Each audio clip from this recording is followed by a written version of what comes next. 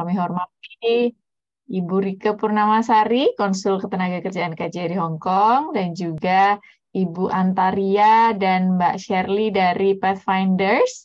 Selamat pagi, terima kasih sudah bergabung di acara Welcoming Program KJRI Hong Kong pada pagi hari ini. Terima kasih teman-teman semua juga sudah menyempatkan waktu untuk hadir di acara ini.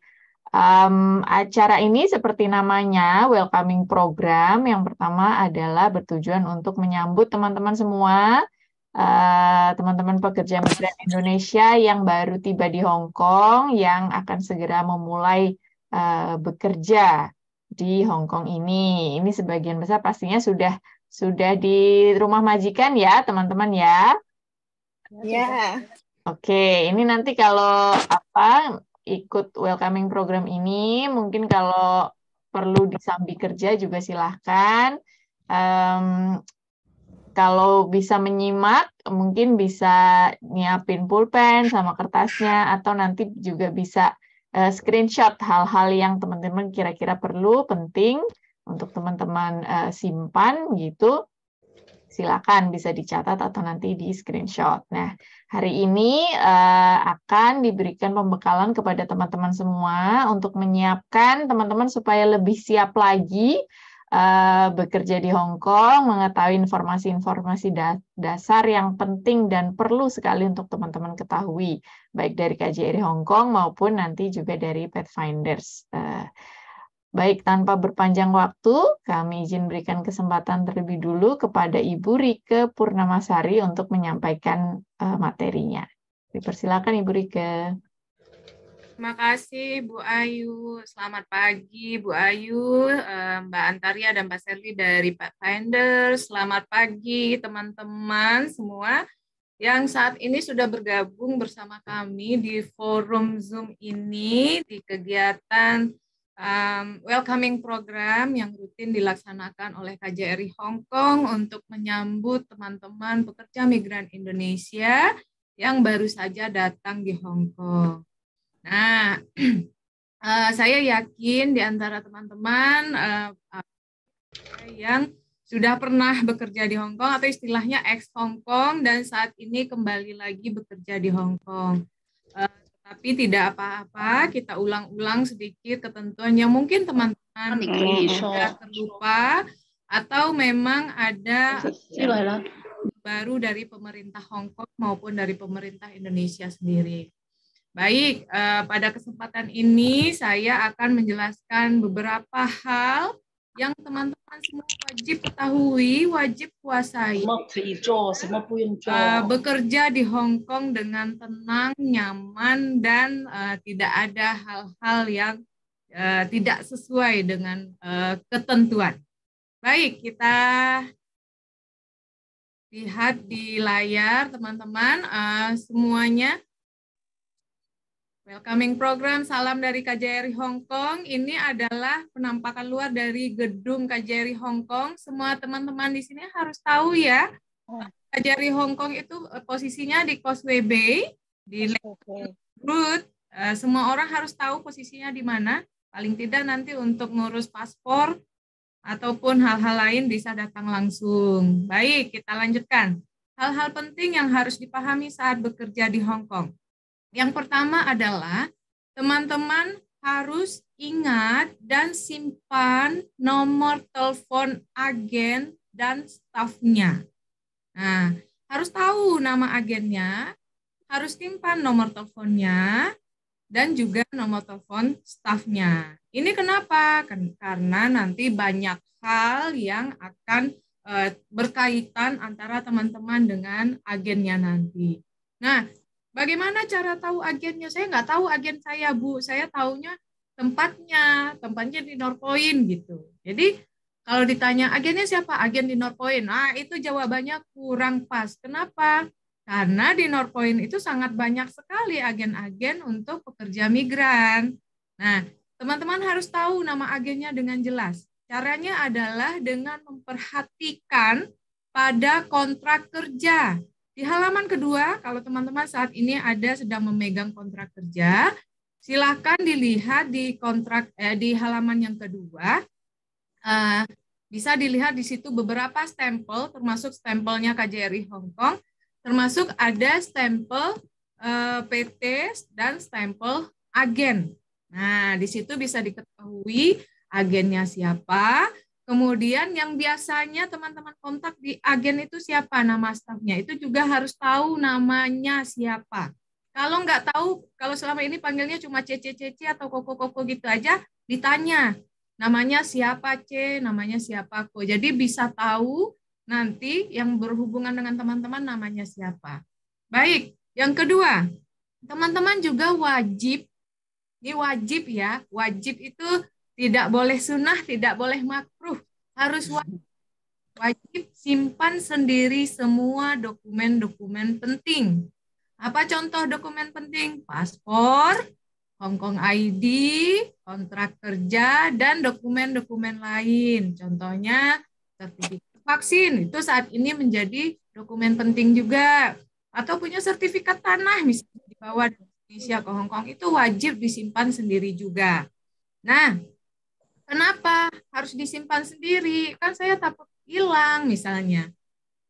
Nah, harap diingat, dokumen-dokumen ini merupakan bisa dibilang nyawanya seorang pekerja migran di negara orang. Ya, nyawa kita sebagai orang asing yang berada di negara orang lain. Jadi jangan sampai paspor, kontrak maupun dokumen-dokumen lainnya itu dipegang oleh pihak lain. Siapapun itu tidak diperkenankan. Majikankah, agenkah, apalagi teman, apalagi pacar, itu sangat tidak diperbolehkan. Harus disimpan oleh diri sendiri, simpan dengan baik.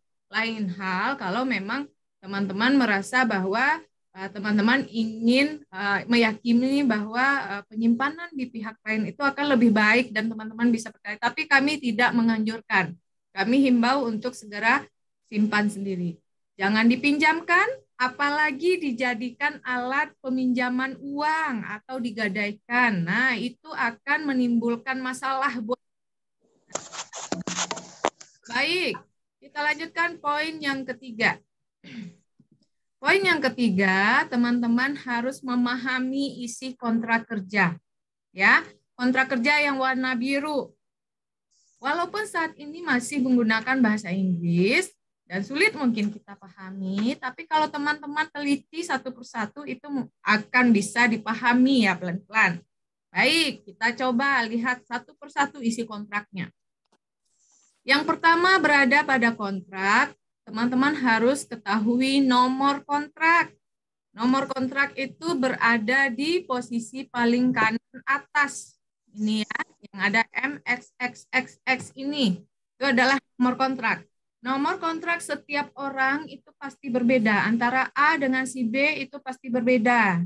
Setiap orang pasti berbeda nomor kontraknya. Dan di dalam kontrak kerja juga berisi informasi nama majikan, nama pekerja, kemudian poin-poin penting yang disepakati oleh kedua belah pihak. Kita next dulu slide-nya. Nah, ini. Yang paling atas ini adalah nama majikan. Ya, itu adalah nama lengkap majikannya teman-teman. Silakan dilihat. Kemudian di kolom yang kedua ini adalah nama lengkap sendiri.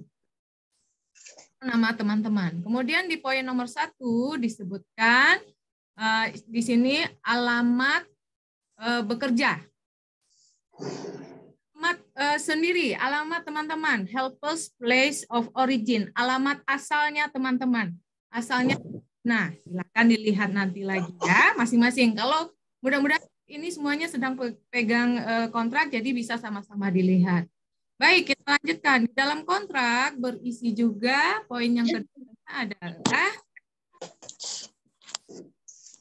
silakan Bayu. Ingat, hanya boleh bekerja di majikan yang tertera di kontrak, maksudnya di nama majikan. Jadi pastikan nama majikan yang ada di rumah saat ini itu sama dengan majikan yang namanya tertulis di kontrak. Tinggal dan bekerja di alamat yang tertera di kontrak. Begitu juga untuk tinggalnya teman-teman maupun tempat bekerjanya. Itu harus sesuai antara tempat tinggal, tempat bekerja dengan alamat yang tertulis di kontrak kerja. Nah, boleh nggak berbeda? Nah, nanti kita bahas di slide berikutnya. Kita lanjut dulu. Poin selanjutnya, teman-teman, kok di poin yang kedua, disebutkan di sini adalah tanggal mulai kontrak kerja dan nomor kontrak kerja. Nah, kita lanjut lagi. Poin yang selanjutnya. Nah, di sini disebutkan teman-teman dilarang melakukan pekerjaan yang tidak tertera di kontrak maupun dilarang bekerja dan tinggal di alamat selain yang ada di kontrak. Nah, bagaimana seandainya di kontrak kerja kita bekerjanya sama Pak Budi, sementara di kenyataannya kita dipekerjakan di adiknya Pak Budi, namanya Pak Banu misalnya. Apakah hal tersebut boleh? Menurut ketentuan Ketenagakerjaan Hong Kong, hal tersebut tidak diperbolehkan. Kenapa? Karena setiap orang harus bekerja di orang yang namanya tertulis di kontrak, serta ditinggal dan bekerja di alamat yang juga tertulis di kontrak. Silakan dipastikan lagi kontraknya masing-masing nanti.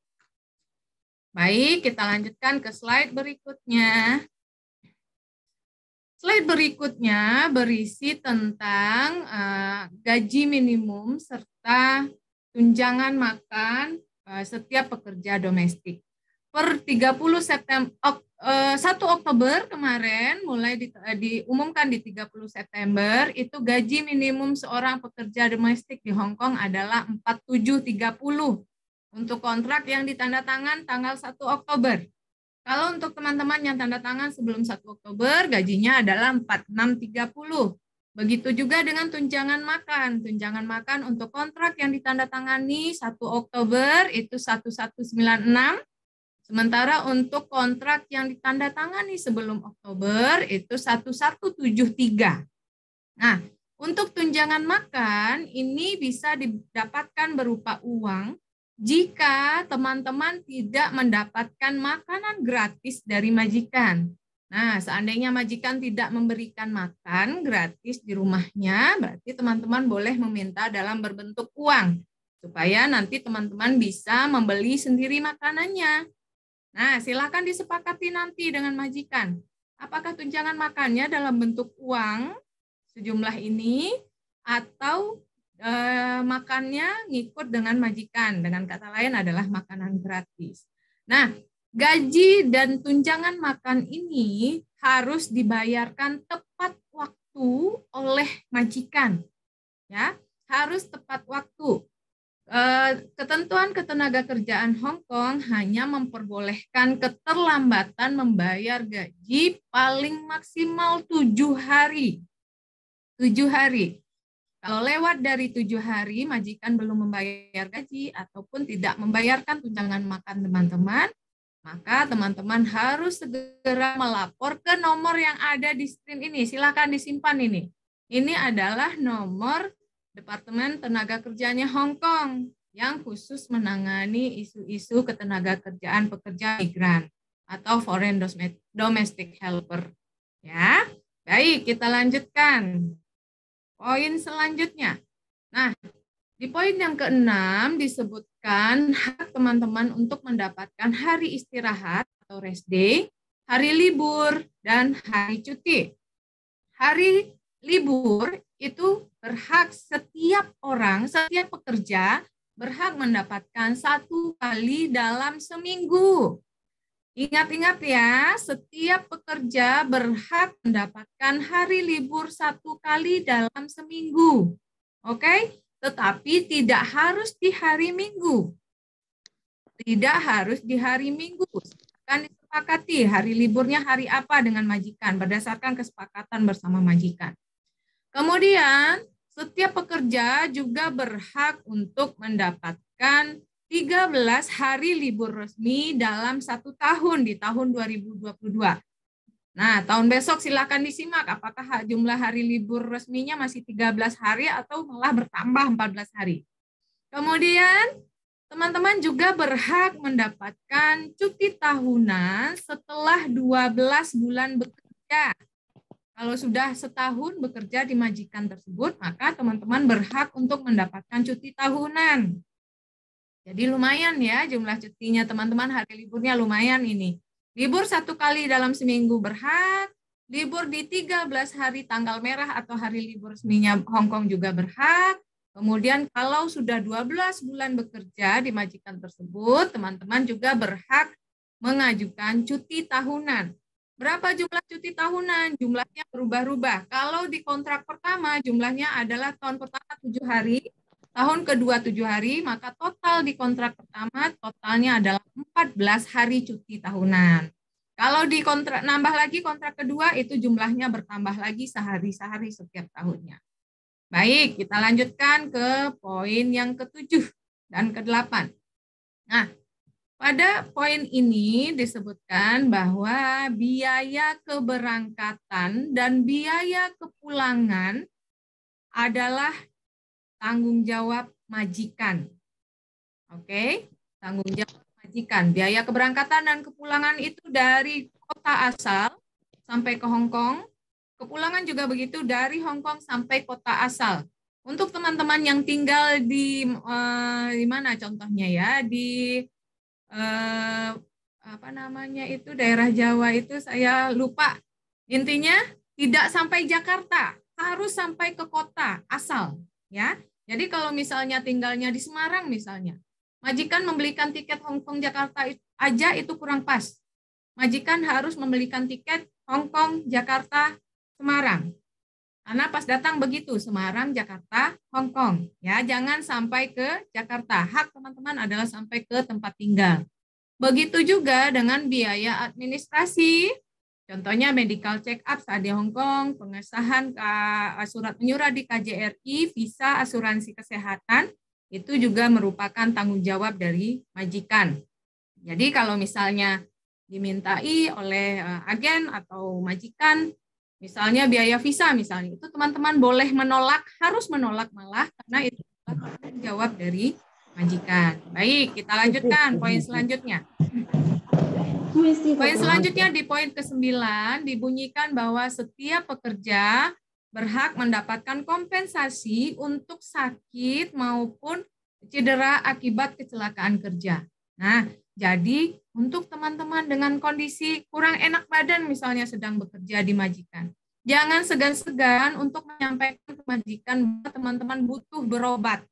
Ya, butuh berobat ke rumah sakit ataupun konsultasi ke dokter. Jangan segan-segan. Kenapa? Karena itu biaya pengobatan juga termasuk haknya teman-teman yang harus teman-teman dapatkan dari majikan. Nah, kenapa dari majikan? Ya, majikan di awal wajib membelikan asuransi kesehatan.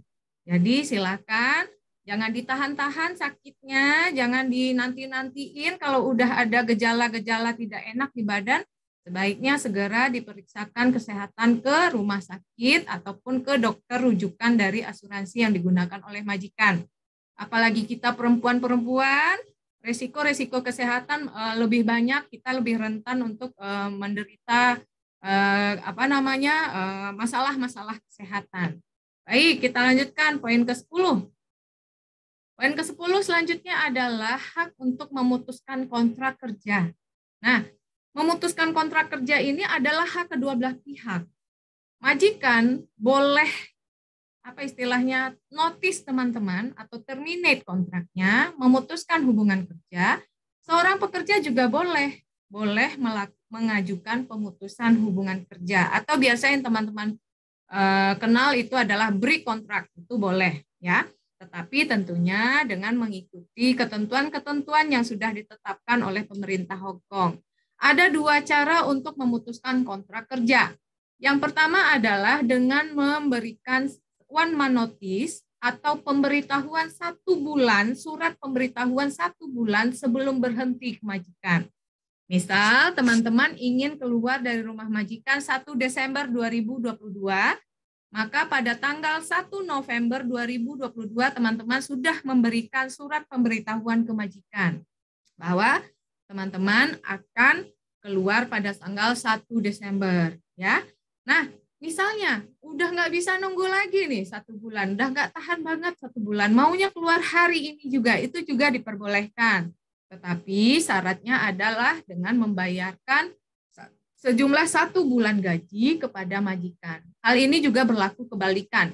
Kalau majikan ingin memberhentikan teman-teman, majikan harus memberikan 1 bulan gaji, surat pemberitahuan 1 bulan sebelum tanggal teman-teman dikeluarkan. Atau kalau teman-teman akan dikeluarkan pada saat itu juga harus membayar 1 bulan gaji kepada teman-teman. Jadi ketentuannya imbang ya, sama-sama boleh berhak. Oke, baik, kita lanjutkan poin selanjutnya. Poin selanjutnya di kontrak kerja. Nah, tolong diingat juga jika sudah keluar dari rumah majikan, harap teliti lagi dengan barang-barang yang dibawa. Kalau bukan milik pribadi, pastikan yang dibawa adalah milik sendiri. Jangan sampai terbawa barang-barang milik majikan. Baik, kita lanjutkan poin selanjutnya. Nah, apa hal-hal yang harus kita lakukan saat pertama di rumah majikan? Nah, ini rata-rata teman-teman udah di rumah majikan ya. Semoga poin-poin ini kemarin sudah dilaksanakan nih. Kalau misalnya ada yang belum dilaksanakan, silahkan dilanjutkan, diulang sekarang nih, dilakukan saat ini. Yang pertama harus dilakukan saat baru sampai di rumah majikan adalah menanyakan ke majikan tugas teman-teman apa saja. Tugas hariannya apa saja, urutannya tuh dari pagi, siang, sore sampai nanti malam itu tugasnya apa saja. Ya. Nah, tentunya patokan tugas ini adalah tugas yang kita sepakati, yang kita tanda tangani di kontrak kerja. Silakan diperhatikan di kontrak kerjanya tugas teman-teman apa saja. Ya. Tugasnya apa saja di kontrak kerja. Kalau di kontrak kerja, tugasnya hanya mengurusi pekerjaan rumah tangga, menjaga bayi, apalagi mengantar orang tua berobat misalnya. Ternyata ketika di rumah majikan ada tugas yang tidak tertulis di kontrak. Misalnya mengurus 5 ekor anjing misalnya. Mengurus 5 ekor anjing ini tidak tertulis di kontrak. Nah, untuk tugas mengurus anjing ini bisa ditolak. Tentunya dengan bahasa yang baik disampaikan ke majikan. Majikan, tugas menjaga anjing ini tidak tertulis di kontrak yang kita sepakati. Jadi saya keberatan untuk melakukan tugas ini. Itu boleh ditolak. Oke? Kemudian cara menggunakan peralatan rumah tangga. Nah, sudah kita ketahui bersama ya, peralatan rumah tangga di Hong Kong, peralatan rumah tangga di Indonesia itu jauh berbeda ya. Kita di Indonesia tuh masih manual. Nah, kompor kita masih yang apinya keluar, setrika kita juga masih masih yang sederhana lah intinya. Sementara di Hong Kong, sebagian besar peralatan rumah tangga itu sudah sangat otomatis sekali. Jadi penggunaannya pasti juga akan berbeda. Teman-teman butuh mempelajari kembali. Nah, silakan ditanyakan ke majikannya cara menggunakan peralatan tangga tersebut. Kalau memang masih belum paham, tanya lagi sampai teman-teman paham. Hal ini untuk menghindari adanya kerusakan akibat salah penggunaan maupun kecelakaan kerja akibat tidak paham cara menggunakannya. Kemudian disepakati juga bersama majikan kapan hari libur dan kapan tanggal gajian. Nah, ini juga penting ya, tanggal gajian. Harus disepakati dengan majikan. Apakah di tanggal teman-teman masuk gajiannya atau malah dibulatkan ke tanggal 1 setiap bulannya. Baik, kalau sudah di rumah majikan hari ini, kalau ada yang terlupa poin-poin ini, silahkan nanti siang majikan pulang bekerja, silahkan ditanya lagi. Ya, kita lanjutkan poin selanjutnya. Nah, di dalam kontrak kerja juga disebutkan bahwa seorang pekerja tidak boleh dipekerjakan untuk tugas-tugas yang berbahaya. Contohnya adalah gambar yang ada di layar ini ya. Ini adalah termasuk salah satu tugas yang berbahaya. Karena tempat tinggal majikan kita rata-rata berada di lantai yang tinggi ya. Di tingkat yang tinggi. Nah, teman-teman tidak boleh atau wajib menolak jika disuruh membersihkan kaca jendela apartemen bagian luar, khususnya untuk apartemen di posisi yang tinggi. Nah, itu membahayakan nyawa kita sendiri. Maaf. Selanjutnya, di Hong Kong saat ini juga masih penyesuaian peraturan COVID-19. Walaupun sudah banyak berkurang ya, teman-teman rata-rata di sini sudah tidak karantina lagi ya. Iya. Pastikan bahwa setiap orang sudah memiliki vaksin yang lengkap. Saya yakin semuanya sudah vaksin lengkap ya. Kemudian, saat ini di Hong Kong masih harus pakai masker. Walau di Indonesia kita sudah bebas nggak pakai masker.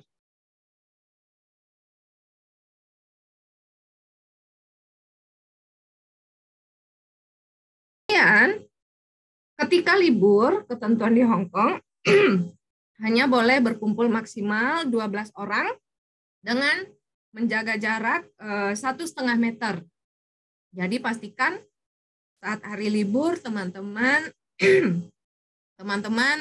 tetap menjaga jumlah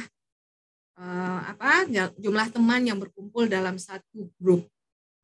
Juga pastikan bahwa khususnya untuk yang baru datang di Hong Kong, pastikan teman-teman juga melakukan PCR test di hari kedua, hari keempat, dan hari keenam. Jangan sampai terlewat. Kalau sampai terlewat, itu teman-teman diancamin denda sejumlah sampai dengan 10.000 Hong Kong dolar. Jadi silakan diingat-ingat, apakah ada PCR-nya yang belum lengkap? Ya, segera dilengkapi. Baik, kita lanjutkan poin selanjutnya. Patuhi peraturan setempat. Nah, kalau ini mungkin tidak perlu kita bahas panjang lebar ya, karena memang Hong Kong ini sangat disiplin sekali. Tempat menyeberang itu ditentukan, tempat buang sampah juga ditentukan, begitu juga terhadap ketentuan-ketentuan lain. Nah, di gambar paling kiri ini, nah teman-teman kita yang berhari libur biasanya tuh nyambi jualan, misal jualan bakso, jualan kerupuk, jualan jengkol, pete misalnya. Sementara jualan tersebut teman-teman melakukan pelanggaran izin tinggal. Kenapa?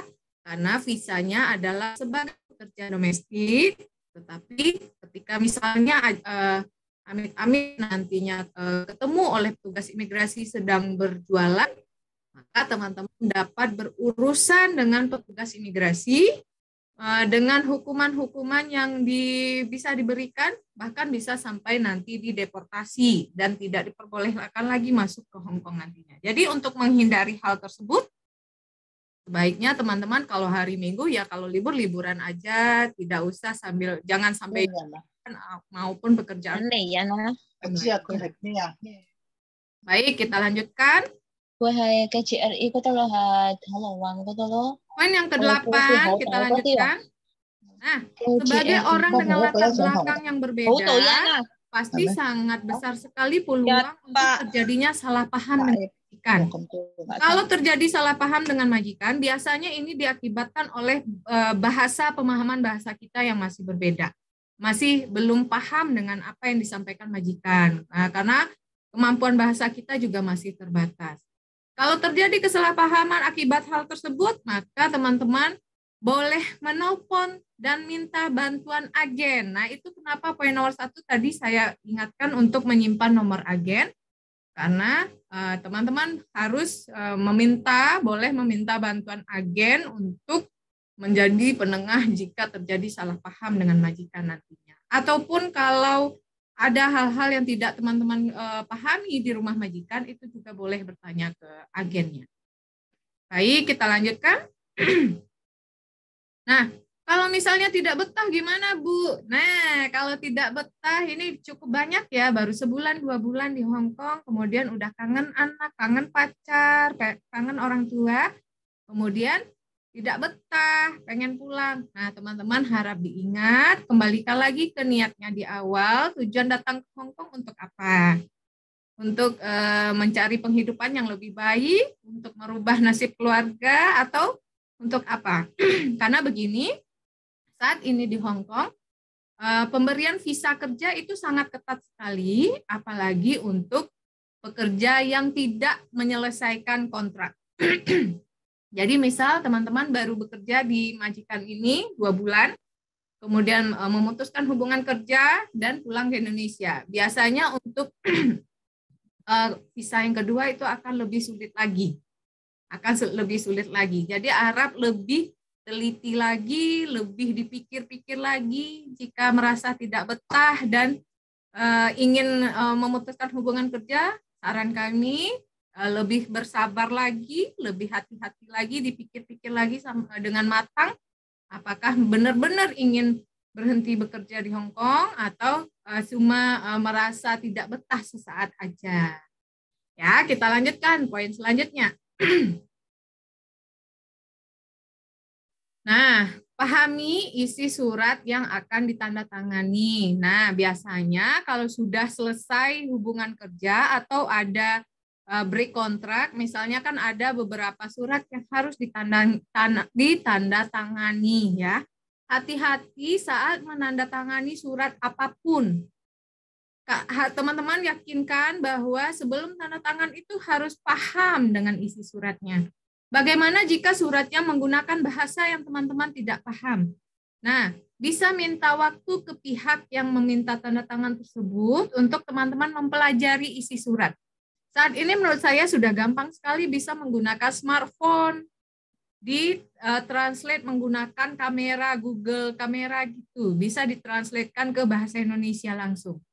Apalagi menandatangani surat kertas kosong itu juga sangat tidak dianjurkan. Jadi lebih hati-hati lagi untuk menghindari hal-hal yang tidak diinginkan terjadi kepada teman-teman. Karena ada beberapa kasus seperti ini ya.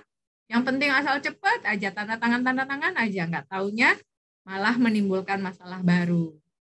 Kita lanjutkan poin selanjutnya. Poin selanjutnya, mengelola keuangan dengan baik. Hati-hati dengan berbagai modus penipuan. Teman, Hong Kong merupakan negara, termasuk negara dengan upah minimum yang tinggi di dunia, ya. Dan itu semua orang tahu. Nah, seorang domestic helper atau pekerja rumah tangga dengan gaji 9 juta lebih, nah itu merupakan target yang empuk buat oknum-oknum tidak bertanggung jawab di luar sana. Kami di KJRI hampir setiap hari menerima laporan teman-teman pekerja migran kita yang menjadi korban penipuan, khususnya penipuan online, ya. Kenal cowok ganteng dengan profilnya, foto profil media sosialnya, polisi ganteng, tentara ganteng, ataupun pilot ganteng, ujung-ujungnya minta duit. Nah, itu kerugiannya sangat besar sekali, teman-teman. Banyak sekali, nggak 1, 2, banyak sekali. Setiap hari kami menerima laporan penipuan. Nah, saat ini untuk teman-teman yang baru datang di Hong Kong, agar lebih hati-hati lagi, lebih bijak lagi mengelola keuangannya. Jangan sampai keuangan teman-teman, kelelahannya saat bekerja, keringat teman-teman saat bekerja itu malah dimanfaatkan oleh oknum yang tidak bertanggung jawab. Jadi, pesan saya, hati-hati dengan berbagai modus penipuan melalui media sosial khususnya. Jadi jangan sampai jangan gampang tergoda, dirayu oleh pihak lain yang bahkan kita tidak tahu rupanya seperti apa ya. Jadi harus lebih hati-hati lagi. Baik, poin selanjutnya. Nah, teman-teman, silakan ambil handphonenya atau yang saat ini join pakai handphone ini di screenshot. Ini adalah 2 nomor hotline KJRI Hong Kong yang wajib teman-teman simpan juga. Jadi selain nomor telepon agen maupun staf agen, yang harus teman-teman simpan adalah nomor hotline-nya KJRI Hong Kong. Nah, silakan dicatat. 2 nomor ini adalah nomor hotline KJRI Hong Kong yang bisa teman-teman hubungi melalui WhatsApp ya, melalui pesan WhatsApp. Silakan disampaikan nanti jika ada yang ingin konsultasi maupun melaporkan hal-hal yang tidak sesuai, silakan dihubungi melalui WhatsApp kedua nomor tersebut. Kemudian, KJRI Hong Kong juga bisa teman-teman hubungi melalui media sosial kami. Ya, nanti mungkin Bu Ayu bisa share Media sosial KJRI Hong Kong ada di Facebook, ada di Instagram, ada di YouTube, dan juga ada di Twitter. Silakan yang punya Facebook nanti di-search, dicari KJRI Hong Kong, atau di Instagram ada Indonesia in Hong Kong, silakan dicari. Karena teman-teman wajib di-follow karena melalui media sosial tersebut KJRI Hong Kong selalu menginformasikan update-update terkini, informasi-informasi penting terbaru baik dari pemerintah Hong Kong maupun dari pemerintah Indonesia sendiri. Jadi kalau misalnya ada perubahan-perubahan ketentuan di Indonesia maupun di Hong Kong, itu akan kami sampaikan melalui Facebook, melalui Instagram kami. Jadi harap di-follow, silakan di-follow. Jadi untuk bisa mendapatkan informasi terbaru selalu. Baik, demikian dulu dari saya. Terima kasih teman-teman semuanya. Silakan nanti jika ada ingin pertanyaan disampaikan melalui media chat atau nanti menggunakan raise hand di akhir acara. Kita kembalikan ke Bu Ayu. Baik, terima kasih banyak Bu Rika atas materinya. Jadi tadi teman-teman sudah catat ya dan juga mungkin screenshot beberapa hal yang disampaikan oleh Ibu Rika. Kita akan buka sesi tanya jawab nanti di akhir menjelang akhir acara. Jadi kita berikan kesempatan terlebih dulu kepada semua pemateri untuk menyampaikan paparannya. Baik, berikutnya kami undang dari Pathfinders Ibu Antaria dan juga Ibu Shirley untuk bisa menyampaikan pembekalan kepada teman-teman semuanya. Dipersilakan Ibu. Halo teman-teman semua. Ya, terima kasih Bu Ayu untuk kesempatan yang diberikan buat kami. Ya, saya share screen dulu. Ya teman-teman, perkenalkan nama saya Antaria dari Pathfinders dan saya akan memberikan materi ini bersama salah satu ambasador kami bernama Shirley. Ya, apa itu Pathfinders? Ya, mari kita kenalan ya teman-teman. Pathfinders adalah organisasi amal di Hong Kong yang membantu pekerja migran yang mengalami kehamilan yang tidak direncanakan. Wah, gitu. Masa sih ada yang hamil di sini? Mungkin gitu ya pertanyaannya. Baru datang di Hong Kong terus dikasih materi ini. Ini Ibu Ayu atau salah undang pembicara nih gitu mungkin. Nah, terus teman-teman lihat di screen juga saya apa itu maternity rights? Apa sih itu? Jadi mungkin bingung ya. Tidak teman-teman, karena memang ada juga yang datang ke sini ya dan mengalami kehamilan, entah dan kebanyakan tidak direncanakan. Makanya tadi di awal saya sebut Pathfinder membantu pekerja migran yang mengalami kehamilan yang tidak direncanakan. Nah, salah satu tugas kami adalah salah satu tim dalam Pathfinders ada tim pencegahan krisis, yaitu sebelum itu terjadi kami mencegahnya. Salah satunya dengan memberdayakan teman-teman, memberikan edukasi kepada teman-teman semua mengenai hukum-hukum yang melindungi pekerja migran saat terjadi kehamilan di Hong Kong. Nah, sebelumnya mari saya undang teman-teman untuk mengenal lagi lebih jauh tentang Pathfinders. Siapa sih yang dibantu oleh Pathfinder? Pathfinder membantu pekerja migran yang menghadapi krisis karena kehamilan yang tidak direncanakan dan mereka yang memiliki anak yang lahir di Hong Kong.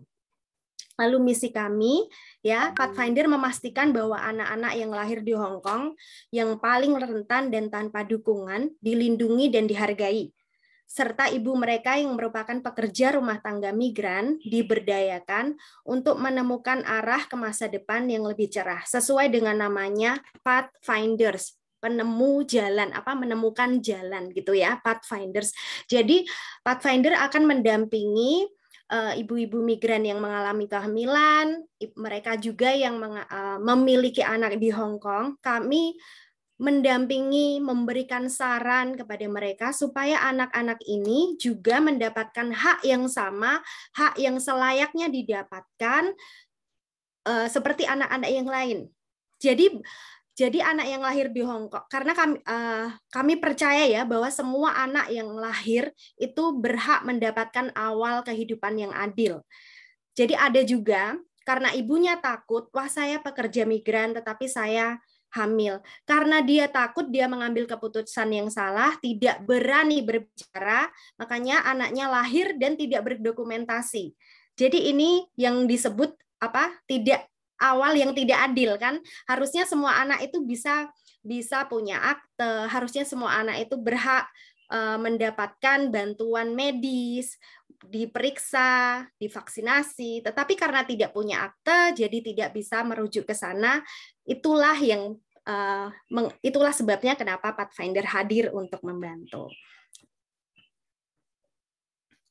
Ya, saya akan undang teman-teman untuk melihat salah satu video. My employer hit me. I no tell the police or tell the agent. Just run away. They straight away in the night. Yeah. First is a 4 months.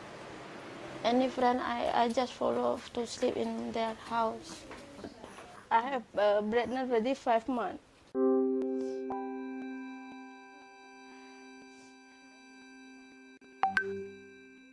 When my son 1 week old, I'm slept in the park for 1 week. For sleep in the garden. I'm not bring not enough the clothes. And then the baby have problem.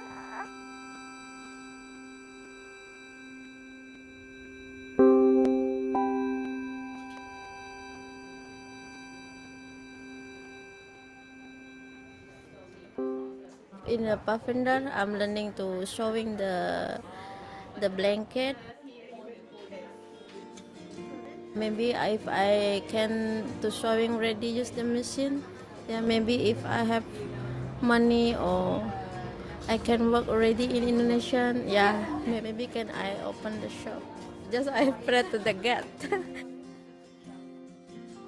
I want my child, yeah, to be a good person, yeah. And then just good in the life.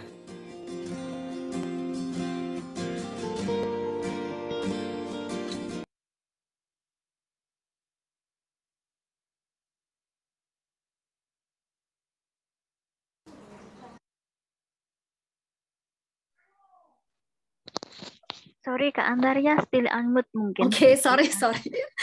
Ya, teman-teman terima kasih.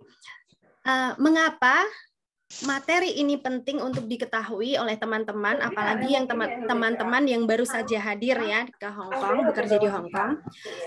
Ada sekitar 370.000 pekerja rumah tangga migran di Hong Kong, dan data ini yang dari tahun lalu ya teman-teman, ini ada sekitar 370.000 pekerja rumah tangga migran di Hong Kong. Jadi campuran antara Indonesia, Filipina, dan ada kenegaraan yang lain. Lalu dari situ penduduk Hong Kong 7 juta. Bayangkan teman-teman, angka ini dibanding dengan penduduk Hong Kong itu juga selisih yang besar ya. Sebagian besar dari pekerja migran, lebih dari 80% dalam usia reproduktif. Usia reproduktif itu artinya usia di mana seseorang melakukan hubungan badan, bersetubuh atau melakukan hubungan seksual dengan lawan jenis bisa mengakibatkan kehamilan. Itu yang disebut dengan usia reproduktif. Kenapa? Ya karena kita mengirim pekerja dari Indonesia pastinya yang masih muda, ya kan, yang masih muda, yang masih kuat bekerja, dan dengan itu sama halnya dalam usia reproduktif. Lalu setiap ratusan perempuan hamil yang rentan, para ibu baru, bayi, dan anak-anak mengalami krisis. Sebenarnya krisis ini terjadi karena apa teman-teman? Tidak tahu infonya, dan juga sebenarnya kehamilan itu sendiri merupakan berita yang bahagia kalau kehamilan itu direncanakan atau ditunggu-tunggu ya, kalau kita pasangan yang menikah, suami istri baru menikah, dan pasti kita pengen juga hamil punya anak. Tetapi akan menjadi hal yang sebaliknya kalau itu tidak direncanakan. dan justru akan menimbulkan krisis bagi mereka yang tidak tahu harus bagaimana di saat mengalami kehamilan. Pada tahun 2020, kami menangani kurang lebih 400 kasus, menyediakan layanan dan dukungan pada lebih dari 1.100 bayi, anak-anak, dan perempuan. Jadi jumlahnya sangat besar, tetapi syukur juga tahun ini jumlah ini semakin menurun, itu karena kami terus mengkampanyekan, kami terus kampanye, kami terus memberikan informasi kepada pekerja migran yang lain. Oke. Ya, lalu kenapa krisis itu bisa terjadi? Nah, kejadian umum saat pekerja rumah tangga migran hamil. Di saat seseorang tahu bahwa dia hamil, padahal masih bekerja, dia akan takut. Dia takut nggak bisa, aduh pasti majikan aku nggak mau. Pasti majikan tidak bisa menerima saya pasti diberhentikan, atau saya pasti tidak boleh tinggal di sini karena saya hamil. Jadi, atau sebaliknya ya, majikan akan putuskan kontraknya. Jadi saat tahu pekerjanya hamil, langsung di-interminate. Jadi pemutusan kontrak itu melanggar hukum. Jadi kalau majikan memberhentikan pekerjanya dengan alasan kehamilan, itu adalah melanggar hukum. Tetapi banyak sekali teman-teman yang justru merelakan diri untuk mundur dari pekerjaannya. Jadi majikan tidak memecat, tetapi karena takut teman itu sendiri, teman yang hamil ini sendiri, yang justru nge-break dari kontraknya karena dia tidak tahu informasi. Lalu di saat dia sudah keluar dari rumah majikan, mereka tidak punya pekerjaan lagi dan tidak punya tempat tinggal. Sedangkan terhitung semenjak dia keluar dari rumah majikan, visa tinggal di Hong Kong, izin tinggal di Hong Kong hanya 2 minggu saja. Jadi bayangkan, apabila dia hamil dan itu bukan dengan pasangannya yang di rumah, mungkin bukan dengan pasangannya yang di Indonesia, dia hamil, dia sudah tidak punya kerjaan, dia tidak punya gaji, dia tidak punya tempat tinggal, sedangkan mau takut pulang. Lalu apa yang akan dia lakukan? Dia akan mengambil keputusan yang lebih salah lagi dengan overstay. Overstay itu tanpa izin untuk tinggal di Hong Kong. Jadi dia tinggal di Hong Kong tidak punya visa. Dan itu teman-teman, sekali lagi kami sampaikan bahwa ini melanggar hukum. Overstay merupakan pelanggaran hukum. Nah, sejak overstay, seseorang yang overstay artinya tidak mempunyai akses ke pelayanan pemerintah atau LSM. Anak-anak yang akan dilahirkan nanti juga tidak berdokumentasi. Artinya anak ini nanti lahir tidak bisa mendapatkan birth certificate atau akte. Dengan tidak punya akte, anak ini juga tidak bisa menerima layanan medis atau layanan kesehatan, tidak bisa terhubung dengan sekolah. Jadi kesalahan satu ya langsung ditutupi dengan kesalahan salah terus. Jadi itulah yang kami sebut dengan krisis. Jadi karena dia tidak tahu pada awalnya, terus nge-break, terus takut pulang, terus overstay, lalu anaknya ini. Jadi itulah yang kami sebut dengan krisis. Ya, oh ya, saya tadi lupa untuk mengingatkan teman-teman bahwa nanti di tengah-tengah materi kami akan ada kuis supaya teman-teman tidak ngantuk ya. Jadi jangan tidur, tolong disimak. Dan untuk menjawab kuisnya akan gampang sekali. Untuk menjawab kuisnya bisa di chat box. Dan kami akan mengumumkan pemenangnya di akhir acara. Oke. Nah, lanjut. Ya, ini berita yang ditulis, kami ambil kutipan dari beberapa surat kabar. Ya, seseorang ya warga negara Indonesia yang membuang bayinya di Hong Kong. Lalu yang terakhir itu dia sudah melakukan aborsi yang ilegal. Aborsi ilegal. Jadi teman-teman, aborsi itu ada yang legal, ada yang ilegal kalau di Hong Kong. Ya, dia melakukan aborsi dengan minum pil, dengan dilakukan sendiri, itu merupakan tindakan ilegal dan melanggar hukum dan bisa dipenjara.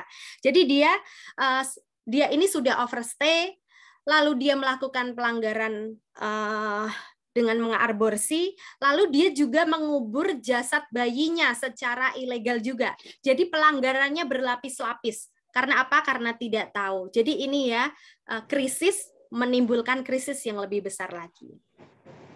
Ya, sebelum kita pergi ke 3 tips untuk mencegah krisis ini nanti, saya punya kuis yang pertama. Teman-teman siap ya dengan kuis yang pertama? Benar atau salah? Jadi di chat box ketik saja benar atau salah. Ada sekitar 370.000 pekerja rumah tangga migran di Hong Kong. Benar atau salah? Silahkan jawab di chat box. Benar atau salah? Saya hitung mundur.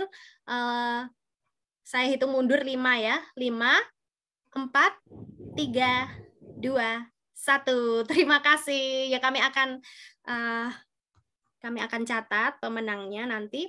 Ya, 3 tips untuk mencegah krisis. Tips yang pertama akan disampaikan oleh ambasador kita, Shirley. Silakan, Shirley.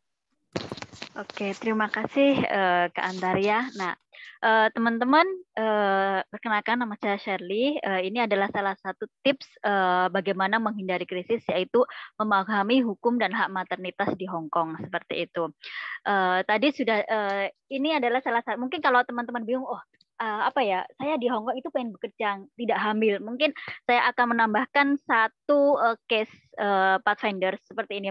Mungkin teman-teman yang baru datang ke Hong Kong itu ada yang kan teman-teman melakukan medical akhir. Nah, ada sih yang di Indonesia itu hasilnya ternyata setelah dicek dia itu negatif hamil. Tetapi setelah di Hong Kong ada medical lagi dan dia positif. Nah, ini adalah salah satu contoh kehamilan yang tidak direncanakan bagi teman-teman yang baru datang di Hong Kong. Dan kebetulan 2 bulan yang lalu kayak seperti ini itu ada, dan mungkin mbaknya udah bingung, baru saja beberapa hari di Hong Kong ketahuan hamil, sedangkan agennya itu nge-push dia, gimana sih kamu kayak gini lah. Itu adalah Pathfinder hadir untuk mendampingi teman-teman yang punya kasus seperti itu juga kayak gitu. Oke, sekali lagi tadi sudah di-mention Kak Antaria, disimak, kalau perlu dicatat, kalau perlu di screenshot, karena di tengah-tengah materi ini akan ada kuis seperti itu. Memahami hukum dan hak maternitas di Hong Kong. Nah, legal atau tidak melanggar hukum bagi teman-teman yang mengalami kehamilan di Hong Kong. Kemudian pemberi kerja atau majikan itu tidak boleh mendiskriminasi jika teman-teman mengalami kehamilan di Hong Kong. Nah, diskriminasi itu gimana? Misalnya seperti ini. Sebelum mengetahui teman-teman hamil, majikan itu baik, tidak cerewet. Nah, karena setelah mengetahui hamil, majikan itu berubah sifat. Dia menjadi cerewet, sedikit-sedikit marah, dan lain sebagainya. Karena apa? Majikan tahu jika majikan memutuskan kontrak kerja saat pekerja migrannya hamil, itu majikan sendiri yang melanggar hukum. Dan konsekuensinya itu sangat berat. Nanti akan kita bahas di belakang. Kemudian pekerja migran yang hamil di Hong Kong juga berhak atas pelayanan kesehatan umum terkait kehamilan. Misalnya saja kalau hamil itu kan perlu memeriksakan kehamilan di rumah sakit pemerintah seperti itu. Tapi ini jika visa kerjanya valid atau masih bekerja di majikan seperti itu, dan biayanya itu sangat rendah, dan segala biaya terkait kehamilan itu ditanggung oleh pekerja migran sendiri. Tetapi harus diingat, jika kita masih punya visa kerja yang valid, masih bekerja di majikan, itu biayanya sangat rendah. Kemudian juga berhak untuk mendapatkan sertifikat kehamilan. Nah, cara mendapatkannya gimana?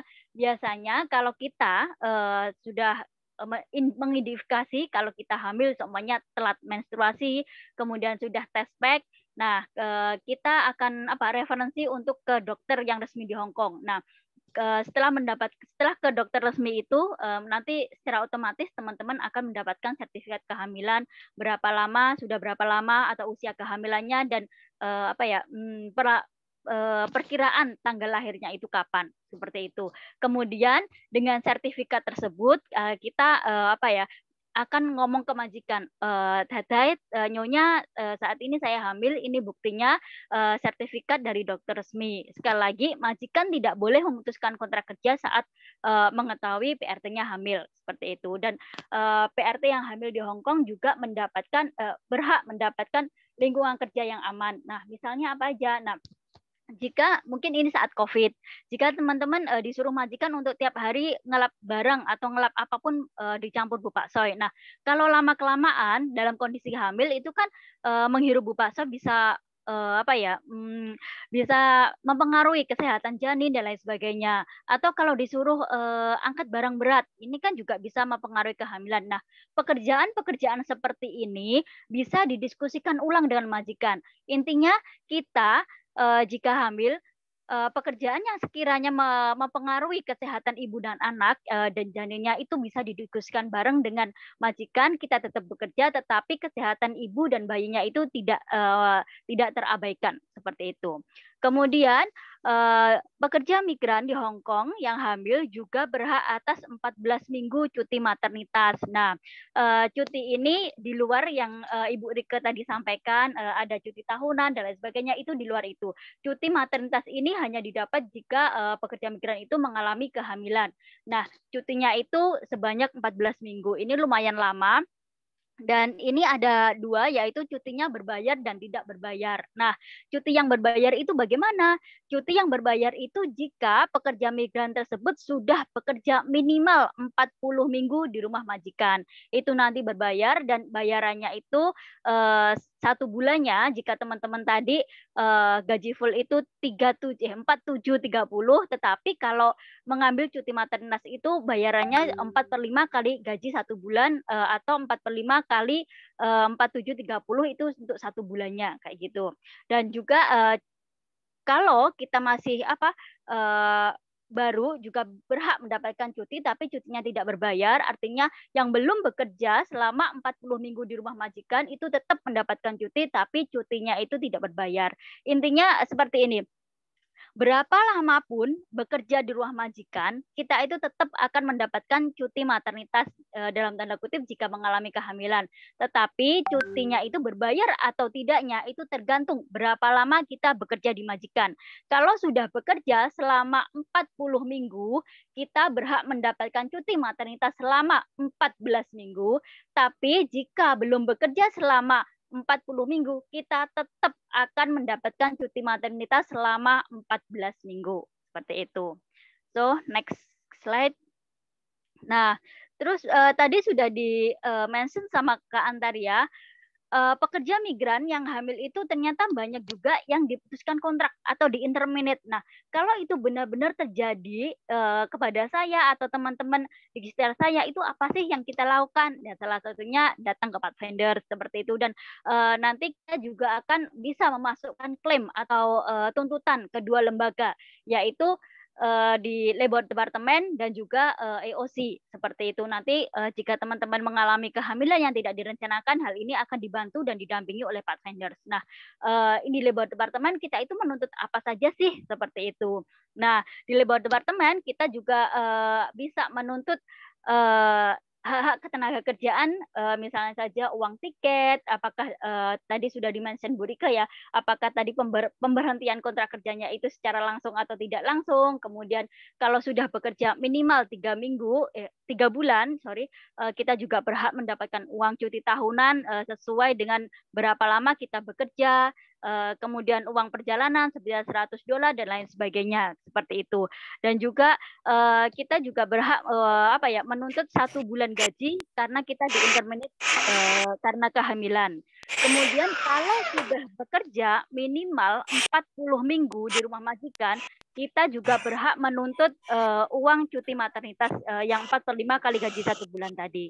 Seperti itu. Kemudian yang di EOC karena interminate atau pemutusan kontrak kerja atas dasar kehamilan itu suatu tindakan pelanggaran hukum bagi majikan, itu juga sebuah diskriminasi. Jadi hal ini bisa dituntut juga ke EOC. Nanti Pathfinders akan mendampingi juga, dan biasanya kalau di EOC itu ada 2 tuntutan, permintaan maaf dan juga perihal keuangan, atau bisa keduanya. Ini EOC nanti yang akan mengurus ya teman-teman. Kemudian ini pemberhentian pekerja yang hamil. Nah, ini adalah konsekuensi majikan. Tadi sudah saya mention bahwa majikan yang memutuskan kontrak kerja saat PRT-nya hamil itu melanggar hukum. Majikan yang melanggar hukum seperti itu. So, apa sih konsekuensi majikan jika itu benar-benar dilakukan? Jika majikan menginterminate pekerjaan yang hamil, itu konsekuensinya apa sih? Ya, kayak gitu. Nah, konsekuensinya adalah jika terbukti bersalah, maka akan didenda sebesar $100.000 Hong Kong. Nah, banyak kan kayak gitu. Kemudian, jika majikan tidak memberikan cuti maternitas atau cuti hamil dan sudah terbukti bersalah, maka akan didenda sebesar $50.000 Hong Kong. Tetapi yang harus teman-teman ketahui bahwa kedua denda ini, $100.000 dan $500.000 Hong Kong ini tidak diberikan ke kita, tetapi diberikan ke pemerintah Hong Kong. So, kenapa ini harus disampaikan? Jangan sampai salah paham. Wah, ternyata dendanya majikan kalau memutuskan kontrak kerja atau tidak memberikan cuti hamil itu banyak banget ya. Aku tak hamil sajalah, nanti biar di-interminate, aku biar kaya mendadak. Tidak seperti itu ya. Kedua denda ini diberikan ke pemerintah Hong Kong. Lalu kalau pekerja migrannya hamil, kita dapat apa? Nah, dapat tuntutan-tuntutan yang sudah kita ajukan klaim ke Labor Departemen dan juga IOC tadi. Jadi teman-teman harus bisa membedakan ya, seperti itu. Kemudian jika teman-teman di-interminate dan mengajukan klaim ke Labor Departemen dan juga IOC, nanti visa dapat diperpanjang. Biasanya kalau kita kan mengajukan klaim ke Labor Departemen itu akan ada jadwalnya, kapan kita ketemu majikan atau kapan kita ke pengadilan, itu ada jadwalnya, dan dari referensi surat tersebut dari Labor Departemen kita bisa bawa ke imigrasi untuk memperpanjang visa kita, seperti itu. Dan Pathfinders, apa sih yang dibantu Pathfinders? Saya akan sekali lagi mention yang sudah dikatakan Kak Antaria tadi, pemeriksaan kesehatan atau kehamilan gratis, kemudian kita juga ada shelter gratis jika dibutuhkan, kemudian jika teman-teman membutuhkan lawyer atau apapun, kita bisa memberikan atau menghubungkan bantuan hukum secara gratis, seperti itu. Oke, saya akan ada 2 kuis lagi. Silahkan dipersiapkan kolom chat box-nya. Saya akan ada 2 kuis terkait materi yang sudah saya sampaikan. Silahkan jawab boleh atau tidak. Jadi jawabannya hanya 2, boleh atau tidak. Cepet-cepetan. Yang cepat dan benar akan dapat hadiah dari Pathfinder. Yang pertama, apakah pekerja rumah tangga migran di Hong Kong secara hukum diperbolehkan untuk hamil? Oke, apakah pekerja rumah tangga migran di Hong Kong secara hukum diperbolehkan untuk hamil? 5 detik dari sekarang akan saya tutup. Cepat. 5, 4, 3, 2, 1. Oke. Akan kami catat siapa nanti pemenangnya yang cepat dan tepat. Kuis yang kedua dari saya. Nah, berapa minggu cuti hamil yang berhak didapatkan oleh pekerja migran di Hong Kong? Sekali lagi, berapa minggu cuti hamil yang berhak didapatkan oleh PRTA di Hong Kong? 5 detik dari sekarang.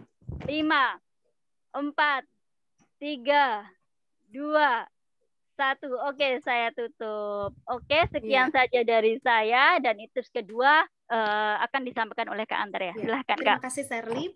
Jadi itu tadi teman-teman adalah tips yang pertama, yaitu dengan memahami hukum. Lalu tips yang kedua untuk menghindari krisis adalah dengan memahami bahaya love scam atau penipuan berkedok cinta.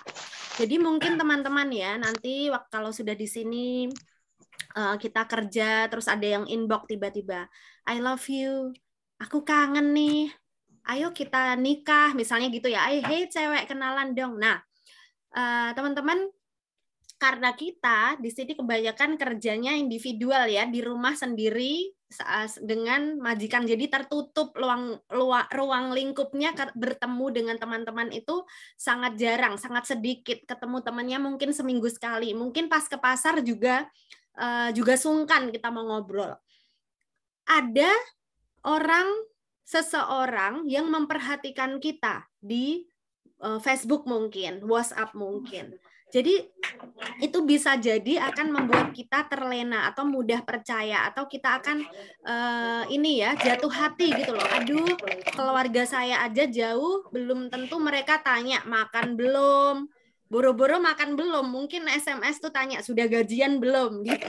Jadi ada orang yang perhatikan itu bisa membuat kita terlena. Tetapi teman-teman itu tidak salah, tetapi kami mengingatkan waspada. Karena ada juga kehamilan yang tidak direncanakan tadi berawal dari sini. Berawal dari sini. Jadi dijanjiin mari menikah. Nanti kalau kamu nikah sama aku, kamu nggak perlu lagi kerja. Kamu nggak perlu lagi ikut majikan. Kamu bisa menjadi orang Hong Kong. Nanti kalau kita punya anak, anakmu jadi residen Hong Kong. Nah, karena kata-kata rayuan seperti ini, kebanyakan, dan ini terjadi ya nyata, kebanyakan klien dari Pathfinders itu mengira kalau mereka keluar dari rumah majikan nanti sama lelaki tersebut mereka bisa jadi penduduk Hong Kong. Tetapi sebenarnya tidak. Karena apa teman-teman? Tidak semua lelaki yang tinggal di Hong Kong adalah penduduk permanen residen Hong Kong. Jadi tidak semuanya lelaki yang ada di Hong Kong ini punya KTP Hong Kong. Nah, lalu sekarang pencegahan krisis dengan kesadaran ini ya, penipuan berkedok cinta. Biasanya penipu menggunakan hubungan romantis, memanfaatkan kasih sayang dan kepercayaan, memanipulasi atau bahkan mencuri. Jadi biasanya ciri-cirinya tuh seperti apa? Menjalin hubungan secepat mungkin, membuat dirinya disayangi oleh korban dengan terlihat tulus, perhatian, dan dapat dipercaya. Setelah dia dapat kepercayaan dari korban, apa sih tujuannya dia sebenarnya? Uang, hadiah, info pribadi, kenikmatan seksual. Lalu yang rugi siapa dong kalau sudah begini? Kerugian finansial, tekanan emosional, kehamilan yang tidak direncanakan. Yang rugi ya korban ini ya, teman-teman pekerja migran ini. Jadi sebenarnya membangun hubungan itu kami bukan melarang ya, boleh. Dan hak setiap orang untuk menjalin hubungan dengan lawan jenis itu hak setiap orang. Tetapi mengingatkan kembali bahwa ada juga krisis yang terjadi karena mereka tidak sadar, mereka tidak mawas diri, tidak waspada. Saat mencoba menjalin hubungan itu ada penipuan di dalamnya. Jadi orang-orang yang memanfaatkan tuh banyak sekali saat ini. Jadi kami mengingatkan supaya teman-teman hati-hati. Lalu saya akan ini memberikan contoh dalam kehidupan nyata. Seorang pekerja rumah tangga migran bertemu dengan laki-laki di situs kencan online. Nah, jadi karena kita jarang ketemu tetangga, jarang ketemu teman, kita sering online gitu ya. Terus orang ini ngaku dia gajinya 50 Hong Kong dollar per bulan. Padahal dia adalah pemegang recognition paper recognition holder. Jadi maksudnya apa sih ini? Kalau istilah kerennya di antara teman-teman tuh paperan, tahu nggak paperan gitu. Jadi kalau ada yang apa, ayo jadi paperan, jangan mau. Sebenarnya teman-teman, paperan itu tidak boleh bekerja di Hong Kong. Jadi paperan ini bukan status resmi, bukan identitas resmi. Paperan ini tidak boleh kerja di Hong Kong, jadi nggak punya gaji. Jadi kalau dia bilang gaji saya besar, itu bohong banget, ya. Terus dia mulai mendesak pekerja rumah tangga migran tersebut untuk membuka rekening bank, terus ngambil pinjaman, lalu minta paspor dan Hong Kong ID-nya. Nah ini jangan mau kalau ada orang yang kenal aja belum, terus minta rekening bank, ngambil apa sampai kita harus utang, pinjam paspor, Hong Kong ID, kita sudah harus waspadai. Kenapa ini orang kok mulai mencurigakan, ya gitu ya. Terus ketika pekerja rumah tangga migran tersebut memutuskan hubungan, jadi kelihatannya teman kita ini sudah sadar gitu, terus dia putusin laki-laki ini. Dia dikuntit dan diperas selama hampir 2 tahun. Biasanya teman-teman kenapa sih dia bisa memeras? Karena sudah terlanjur ada hubungan. Mungkin lelaki ini sudah punya foto-foto pribadinya, foto-foto syurnya. Jadi dia diperas, kalau kamu nggak kasih aku uang, aku sebarin fotomu loh ya. Biasanya begitu. Jadi harus hati-hati. Meskipun itu bukan kita, teman-teman yang hadir saat ini bisa mengingatkan teman kita yang lain nantinya. Ya. Lalu suatu hari dia pergi ke TK ya, pekerja migran ini, anak majikannya itu masih TK. Kalau dia pergi untuk jemput sekolah, lelaki ini ada di situ juga. Nah, karena dia kejadian ini ada di tempat umum, yaitu di sekolah, pihak sekolah ini melapor polisi. Dengan demikian, pekerja itu langsung di-interminate oleh majikannya. Dari kasus ini, kalau saya tanya teman-teman, yang rugi siapa? Tentu pekerja migran itu kan. Jadi ini mengapa kita memberikan contoh, karena ini memang benar-benar terjadi. Lalu contoh yang lain, ya, seorang pria Nigeria memacari pekerja asal Indonesia. Setelah berhubungan beberapa bulan, pria ini berkata ingin mengirim hadiah untuk si wanita dan meminta alamat majikannya. Jadi karena percaya, aku mau dapat parcel dari pacarku, mungkin gitu ya. Terus alamat majikannya dikasih tuh, alamat yang ada di kontrak tadi tuh dikasih. Nah, pekerja wanita ini menerima parcel dari pria di rumah majikannya. Ternyata isi parcel tersebut adalah narkoba. Ayo, jadi jangan mau kalau ada orang yang minta alamat majikan kita dan kita tidak tahu apa itu isinya. Jangan ya teman-teman. Lalu ternyata petugas yang mengantar parcel itu tadi adalah petugas bea cukai yang menyamar menjadi pekerja pengiriman. Lalu wanita ini langsung ditangkap tangan. Pekerja wanita tersebut ditangkap dan dimasukkan ke penjara wanita di Thailand. Lalu di dalam penjara, pekerja wanita tersebut bertemu dengan sesama pekerja migran dari Filipina. Setelah saling bertukar cerita, mereka sadar bahwa kok kasusnya sama, mungkin Mbak kamu di sini sudah berapa lama ngapain? Mereka sadar ditipu oleh pria yang sama. Jadi teman-teman, banyak sekali sindikat-sindikat narkoba, sindikat-sindikat obat terlarang yang mengincar pekerja-pekerja migran. Jadi kita harus hati-hati sekali. Kerugiannya banyak sekali ya kalau kita sudah terjerumus dalam hal ini. Nah, salah satu kita akan memberikan tips, yaitu bagaimana sih kita bisa memiliki hubungan atau kita bisa mengawali hubungan dengan seseorang yang sehat. Tetap waspada, meskipun dia terlihat tulus dan tidak menunjukkan sikap yang aneh, Anda tetap harus melakukan sedikit riset sebelum mempertimbangkan ke jenjang hubungan yang lebih serius. Jaga kerahasiaan dan lindungi semua informasi pribadi dan keuangan sampai kita yakin bahwa dia seorang yang bisa dipercaya. Jadi teman-teman, apa sih yang maksudnya melakukan sedikit riset? Paling tidak kalau kita diajak kenalan sama orang, itu tidak salah ya, mungkin memang ketemu jodohnya di sini. Tapi paling tidak tahulah namanya siapa. Lihat Hong Kong ID-nya. Jadi jangan nanti sudah terjadi kasus kita tanya, bapaknya bayi orang mana? Orang Hong Kong. Terus namanya siapa? Honey, Coco, namanya My Love. Lah itu susah sekali kita cari ya namanya.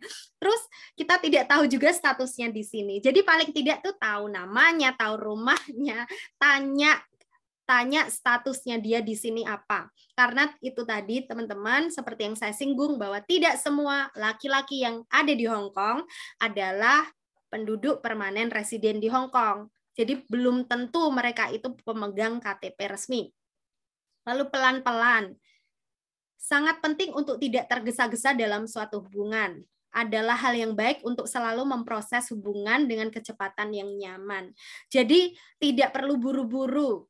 Ya, kalau sudah iyalah, iya aja gitu. Jadi mungkin karena kita sudah kayaknya nih orang baik deh, dan aku sudah nggak pengen lah kerja di sini, kayaknya nikah sama dia aja. Tapi kita tidak melakukan riset sebelumnya, atau kita tidak hati-hati mengambil keputusan. Bisa saja nanti kitalah yang akan terjerumus dalam krisis itu tadi. Karena ada juga klien kami ya, ini saya ngomong berdasarkan pengalaman saat mendampingi klien, itu sudah hamil, lalu pacarnya ini nggak bisa dihubungi lagi. Pacarnya ini sudah hilang, entah kemana, ditelan bumi, nggak tahu di mana. Jadi Sebelum melakukan aktivitas seksual apapun, penting untuk mengkomunikasikan rencana masa depan secara menyeluruh dengan pasangan Anda. Nah, ini juga karena kehamilan ini tidak hanya terjadi saat di sini, bisa jadi juga saat kita cuti. Teman-teman kalau nanti 2 tahun kerja terus cuti, mereka yang sudah menikah, cuti, ketemu suaminya di Indonesia tidak mungkin kan hanya pandang-pandangan aja. Nggak mungkin cuma hai, apa kabar, nggak mungkin. Pasti akan ada aktivitas lebih dan bisa saja akan terjadi kehamilan. Jadi sebelumnya kita harus sudah merencanakan itu dengan pasangan kita. Apakah sudah siap menjadi orang tua, dan ini nanti akan kita bahas di step selanjutnya ya untuk persiapan menjadi orang tua. Jadi yang saya tekankan di sini adalah komunikasikan, karena dua orang lelaki dan perempuan saat berhubungan ya pasti bisa hamil. Bagaimana dengan konsekuensinya? Apakah sudah siap? Apakah dua-duanya berencana untuk itu?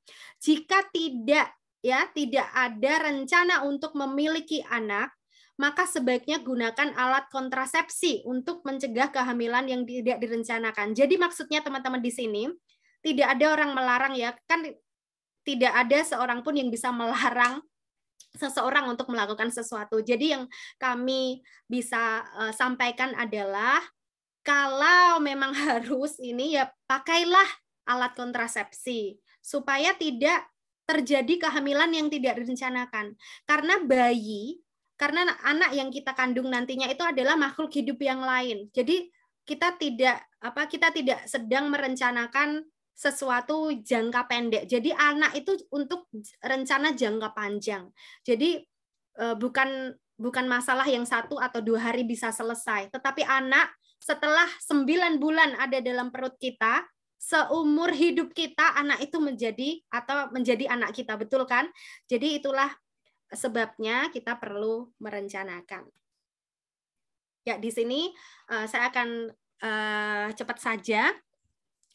Hubungan yang sehat, ya teman-teman, di yang biru muda ini hubungan sehat, terus hubungan tidak sehat, hubungan yang mengandung kekerasan. Intinya teman-teman, apabila kita berhubungan dengan seseorang dan ada sikap-sikap di sana yang dia menghormati, ada kesetaraan, komunikasi baik, batasan sehat, dia tanggung jawab, kita bisa memikirkan untuk melanjutkannya. Tetapi kalau sudah ada hubungan tidak sehat, dia nggak peduli, nggak hormat, posesif sekali, suka ngatur, sudah harus berpikir ya kita, berpikir apakah ini orang yang tepat. Lalu kalau sudah ada kekerasan fisik, kekerasan seksual, emosi, finansial, itu saatnya kita mengambil keputusan untuk stop dan tinggalkan saja. Gitu ya. Oke. Yang ini, sebelum ke sini saya akan membacakan kuis lagi. Kuis yang berikutnya, sorry. Ya, teman-teman siap ya untuk kuis berikutnya. Benar atau salah, ya? Benar atau salah, jika seseorang menikah di Hong Kong, dia akan menjadi penduduk permanen residen di Hong Kong. Benar atau salah, jika seseorang menikah di Hong Kong, dia akan menjadi penduduk permanen residen di Hong Kong. Iya. Terima kasih. Benar atau salah, jawab benar atau salah ya. Jika seseorang menikah di Hong Kong, dia akan menjadi penduduk permanen residen di Hong Kong. 5, 4, 3, 2, 1. Terima kasih. Dan pencegahan krisis dengan yang terakhir akan disampaikan kembali oleh Shirley. Shirley, silahkan. Oke, terima kasih. Ini adalah materi terakhir dari kita. Saya yakin teman-teman kebanyakan di sini sudah mempunyai keluarga ya. Dan ini adalah salah satu pencegahan krisis. Tadi sudah ada, kita harus tahu hukum dan hak maternitas di negara penempatan atau di Hong Kong karena kita kerjaan di Hong Kong. Yang kedua love scam, dan yang ketiga adalah bagaimana persiapan menjadi orang tua. Ada 4 tips bagaimana persiapan menjadi orang tua. Yang pertama yaitu dukungan dari pasangan atau keluarga, kemudian tanggung jawab keuangan, gaya hidup yang sehat, dan juga mengenali atau mengetahui tentang hukum dan hak maternitas di tempat kerja. Saya akan bedah satu persatu. Yang pertama adalah dukungan pasangan atau keluarga. Ini sangat penting. Sekali lagi, seperti yang dipaparkan oleh Kak Antaria, adalah komunikasi yang terbuka itu adalah jalan hal yang paling baik kayak gitu. Nah, kita harus komunikasi dengan pasangan kita. Apakah kita sudah siap untuk memiliki anak? Nah, kalau kita sudah siap, nanti kita akan bahas lagi. Oh, nanti saya akan bekerja di Hong Kong. Terus nanti siapa yang akan merawat anak saya? Apakah ada keluarga? Mungkin ibu mertua atau ibunya kita yang bisa merawat. Nah, kalau mereka saja sudah terlalu tua dan tidak bisa untuk merawat anak kita, loh, terus nanti siapa yang akan merawat selanjutnya jika saya harus bekerja di Hong Kong, seperti itu. Nah, hal-hal seperti ini contohnya itu yang harus dikomunikasikan secara baik-baik dengan pasangan. Kemudian apa sih tujuan hidup bersama kita dengan pasangan, termasuk ada sekarang yang menikah tetapi tidak mereka berkomitmen untuk tidak memiliki anak, ini juga harus dibahas. Kemudian hubungan yang sehat dengan pasangan, menerapkan komitmen dengan pasangan, seperti itu kan, setiap pasangan itu punya komitmen dan lur atau aturan yang berbeda. Hal ini perlu dikomunikasikan yang baik dengan pasangan, terutamanya persiapan jika kita ingin menjadi orang tua, seperti itu. Kemudian tanggung jawab keuangan. Tadi Kak Antaria sudah mention, menjadi orang tua itu tidak hanya berhenti saat kita hamil kemudian melahirkan, itu adalah sesuatu yang jangka panjang, dan itu juga perlu finansial yang lebih. Misalnya saja nanti bagaimana sih keuangan jika anak kita lahir, kemudian kalau anak kita sudah sekolah dan lain sebagainya, itu perlu dipersiapkan lebih matang, seperti itu. Jadi sekali lagi komunikasikan dengan pasangan mengenai tanggung jawab keuangan sebagai orang tua terhadap anak kita nanti. Tips yang keempat adalah gaya hidup sehat. Nah, mungkin teman-teman sudah tahu, kalau sudah berencana untuk memiliki anak, kita harus memulai untuk bergaya hidup sehat.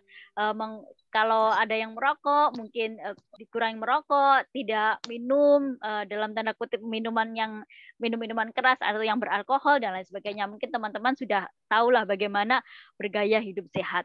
Dan tips yang keempat adalah mengenal atau mengetahui hak-hak maternitas yang ada di negara penempatan atau negara Hong Kong saat ini ya.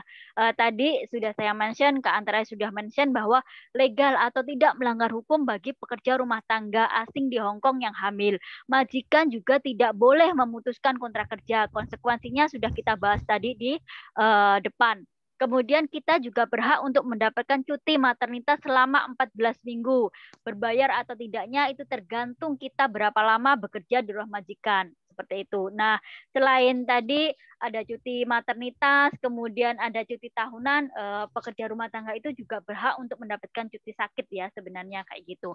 Dan majikan jika mengetahui PRT-nya hamil, selain tidak boleh memutuskan kontrak kerja, juga tidak boleh mendiskriminasi, dan juga tidak boleh harus menyediakan lingkungan yang aman bagi pekerja yang hamil. Dan ini yang perlu ditekankan ke teman-teman, jika benar-benar hamil di negara penempatan atau di Hong Kong, itu kita siap enggak ya, kayak gitu. Kita harus bertanya dulu sebelum ke sana, karena hamil saja ditemuin keluarga itu kan sudah beda. Namanya hamil pasti hormonnya kan sudah beda kan dengan yang tidak hamil. Nah, itu pasti jauh dari dukungan, kita jauh dari keluarga, jauh dari suami, jauh dari orang tua. Belum lagi kalau nanti kita ada morning sickness dan lain sebagainya. Apakah kita siap menghadapi hal itu jika kita benar-benar hamil di negara penempatan? Itu juga yang harus teman-teman pikirkan. Dan satu hal lagi yang tadi belum saya mention, bahwa memang benar, majikan itu tidak boleh memutuskan kontrak kerja jika PRT-nya hamil. Tetapi jika kita memutuskan untuk lahir di Hong Kong, di rumah sakit, emang benar juga biayanya itu rendah, meskipun itu PRT-an sendiri yang menanggung. Tetapi majikan tidak berkewajiban menampung bayi kita. Nah, ini yang juga harus kita pikirkan. Nah, jika memutuskan untuk hamil di negara penempatan. Nah, terus bayi kita di mana? Nah, ini yang harus kita pikirkan ulang. Nah, saat ini kalau kita menyewa biaya untuk yang merawat bayi itu sangat mahal. Kemudian Pathfinder sampai saat ini belum ada layanan untuk perawatan bayi atau pengasuhan bayi. Nah, hal-hal seperti ini yang harus teman-teman pikirkan ulang 2-3 kali sebelum memutuskan untuk hamil di negara penempatan seperti itu. Oke, ini saja tipsnya, sangat singkat saja. Ada 4 tips persiapan menjadi orang tua. Sekali lagi, dukungan pasangan atau keluarga, ini komunikasi dengan pasangan, tanggung jawab keuangan, gaya hidup sehat, dan mengetahui hak-hak maternitas di negara penempatan. Oke, dan ini adalah kuis terakhir dari kita. 1 kuis saja. Silahkan dipersiapkan chatbox-nya. Jawabannya ya atau tidak, cukup ya atau tidak. Jika anak yang lahir di Hong Kong, apakah dia, anak tersebut, otomatis menjadi penduduk tetap atau Hong Kong permanent resident? Sekali lagi, jika anak Anda lahir di Hong Kong, apakah dia otomatis menjadi penduduk permanen atau Hong Kong permanent resident? Ya atau tidak? Oke, 5 detik dari sekarang. 5, 4, 3, 2, 1. Oke, thank you. Saya kembalikan ke Kak Antaria. Silahkan, Kak. Terima kasih teman-teman. Dengan demikian berakhirlah sesi kita kali ini, yaitu penyampaian materi dari Pathfinder. Nanti tim kami akan mengirimkan link untuk evaluasi dan kami berharap teman-teman bisa mengisinya ya. Kami sangat berharap masukan dari teman-teman supaya kami bisa memberikan pelayanan lebih lagi. Lalu materi kami, teman-teman bisa mengunjungi Facebook kami di Pathfinder for Migrant Worker. Kami memiliki resource card yang bisa teman-teman dapatkan nantinya. Kami juga mempunyai program Train the Trainer Basic. Jika teman-teman di hari libur nanti ingin ya berpartisipasi atau menjadi bagian seperti Shirley adalah salah satu ambasador kami, dan teman-teman ingin menjadi bagian dari Pathfinder, menjadi salah satu tim pencegahan krisis, silahkan menghubungi saya, Kak Anastasia atau Shirley di nomor berikut. Pelatihan kami mendatang akan ada di 20 November 2022, jadi hari Minggu, 2 minggu dari sekarang. Terima kasih teman-teman. Pemenang kuis akan kami sampaikan di akhir acara, dan dengan demikian berakhirlah sesi dari Pathfinder. Saya akan kembalikan kepada Ibu Ayu. Terima kasih, Bu Ayu. Terima kasih banyak Bu Antaria dan Bu Shirley atas paparannya. Teman-teman semua, baik, sekarang adalah waktunya untuk kita buka tanya jawab. Silakan teman-teman kalau ada pertanyaan. Izin Ibu Rike, apakah sudah bergabung kembali dengan kita? Silakan teman-teman kalau mau menyampaikan pertanyaan, baik kepada Bu Antaria, Bu Shirley, atau kepada Ibu Rike, bisa langsung dibuka mic-nya dan menyampaikan pertanyaannya. Silakan disampaikan namanya dan juga pertanyaannya. Mungkin sambil menunggu, ini tadi saya baca di chat beberapa ada pertanyaan. Ini terkait kontrak kerja, Bu Rike, izin. Jadi yang pertama dari Tanti Kim, tidak boleh libur selama 2 tahun. Bagaimana apabila mengalami situasi seperti ini? Kemudian apabila tidak finish kontrak, apakah tetap dapat tiket pulang? Mungkin itu dulu, Bu. Pertama terkait libur, apakah benar kalau majikan bisa melarang libur, gitu? Kemudian terkait tiket pulang jika tidak finish kontrak. Baik, terima kasih Bu Ayu. Terima kasih teman-teman yang sudah bertanya. Harap disimak semuanya teman-teman. Jadi untuk pertanyaan yang senada, jadi kita jawabnya sekaligus aja ya.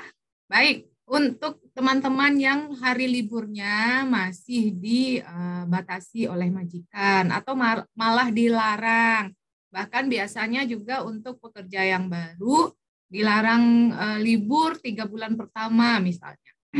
Nah, harap diingat teman-teman, tadi sudah saya jelaskan bahwa di dalam kontrak kerja sendiri yang berdasarkan dari Undang-Undang Ketenagakerjaan Pemerintah Hong Kong itu disebutkan bahwa setiap pekerja berhak mendapatkan hari libur 1 kali dalam seminggu.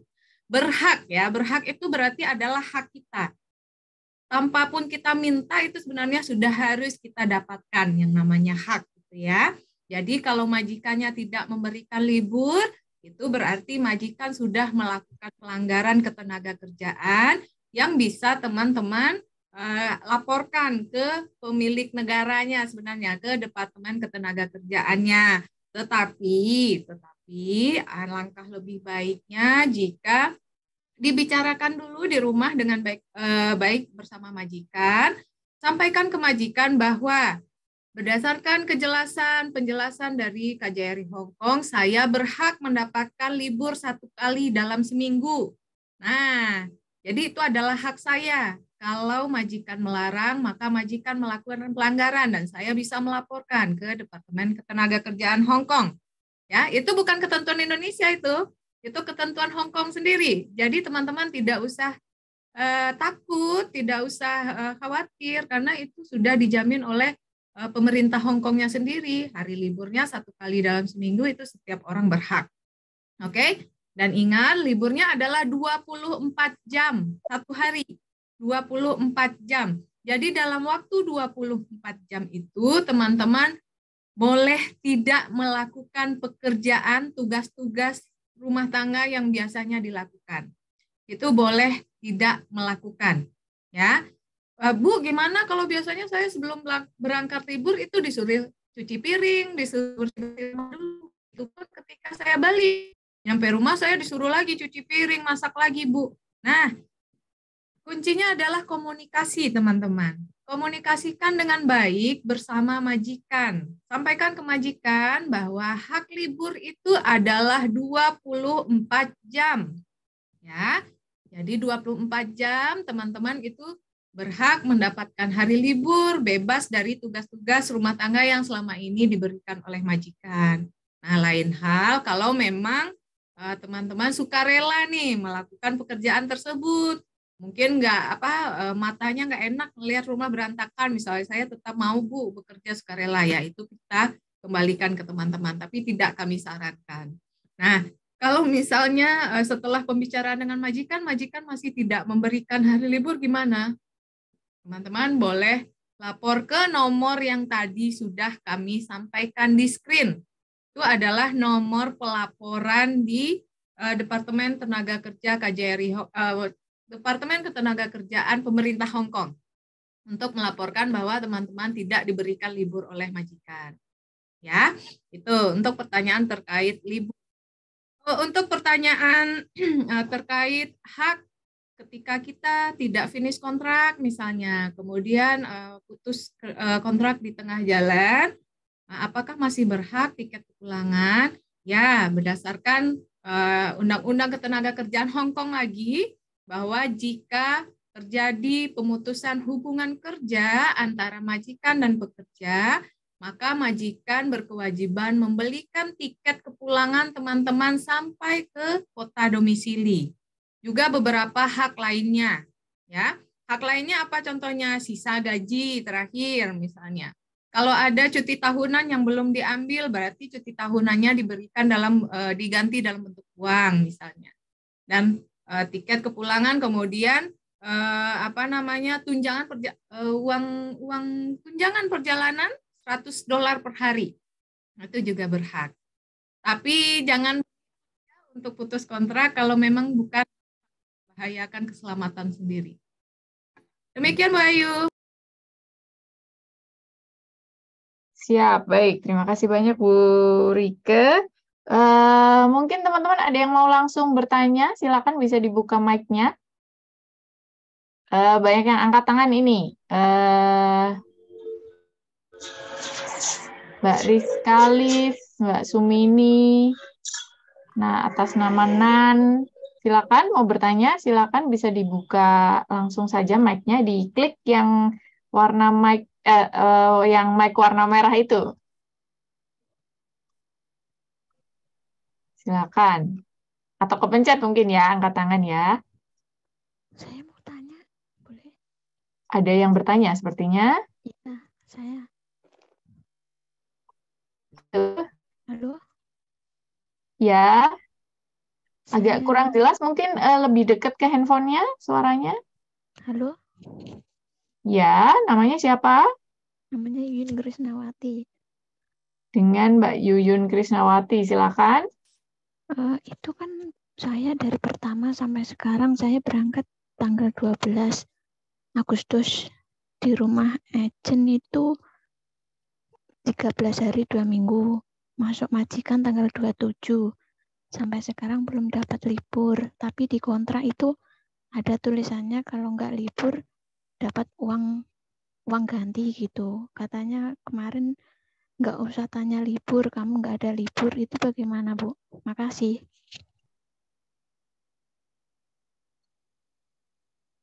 Baik. Silakan Bu Rika. Baik, tadi sudah saya singgung juga, jelaskan juga libur itu adalah hak.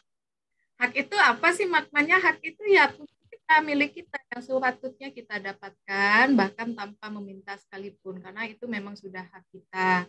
Nah, kalau dengan majikan seperti itu tadi juga sudah saya sampaikan bahwa teman-teman harus menyampaikan sendiri dulu ke majikan. Jangan iya-iya aja, enggeh-enggeh aja, jangan enggeh-enggeh aja.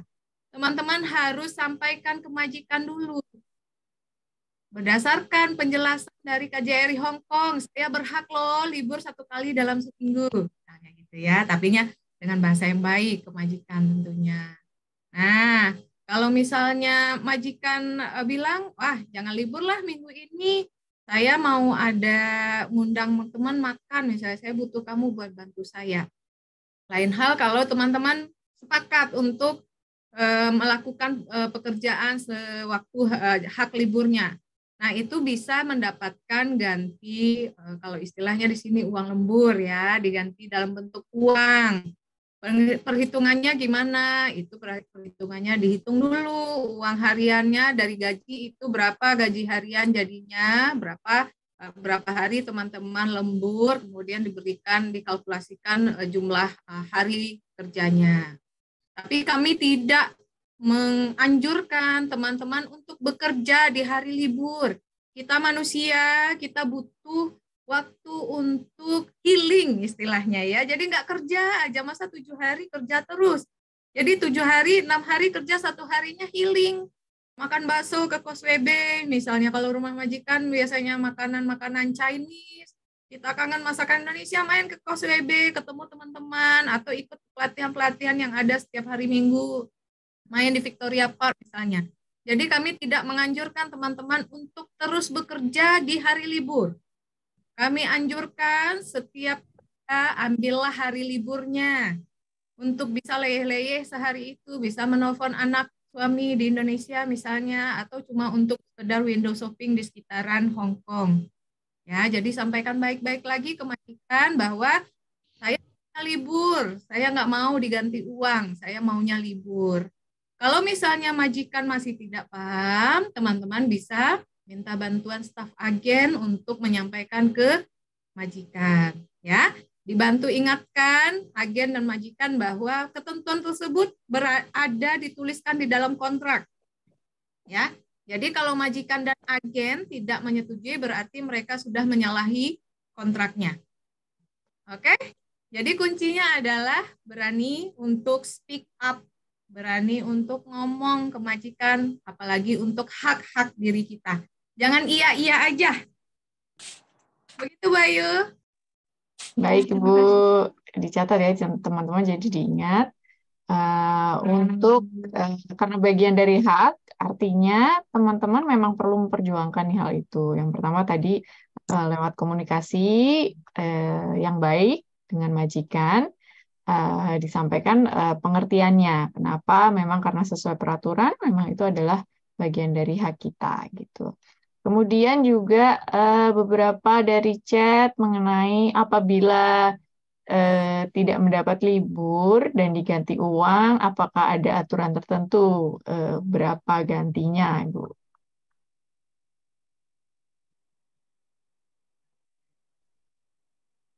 Mohon maaf, Bu Ayu, bisa tolong diulang?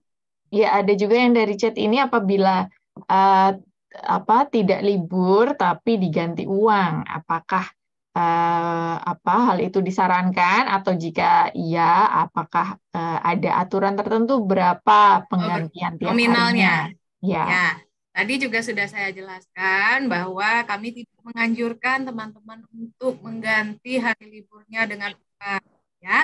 Jadi sebaiknya istirahat, libur keluar, ketemu teman-teman, ganti-ganti pemandangan, biasanya cuma ngelihat gedung-gedung tinggi, bisa diganti ngelihat taman, ngelihat cowok-cowok ganteng, misalnya ya.